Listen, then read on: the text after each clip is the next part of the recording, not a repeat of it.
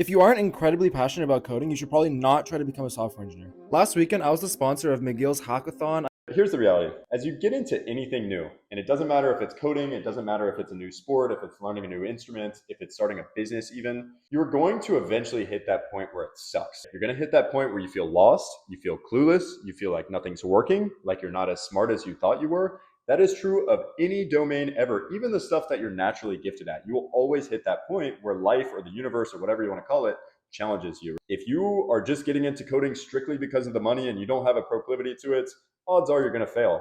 I'm just going to tell you straight up. You have to actually enjoy like being around computers, solving problems, things like that, being creative, using your minds. If you do that, you got a great chance of success. But if you're just in it because you're in the allure of like, hey, I can make hundreds of thousands of dollars, millions of dollars, you're going to get eaten alive, right? Because there's people in this industry that just love doing this. They've been doing it since they were 5 years old. And I'm not saying you got to do that because I wasn't that way. I just want to give you the reality of like, hey, look, this is what it's going to be like. And eventually it's going to suck and you're going to feel lost and confused and whatever else. If you don't have a bigger why as to why you're doing it, odds are you're going to quit and never end up making the money that you wanted to make in the first place.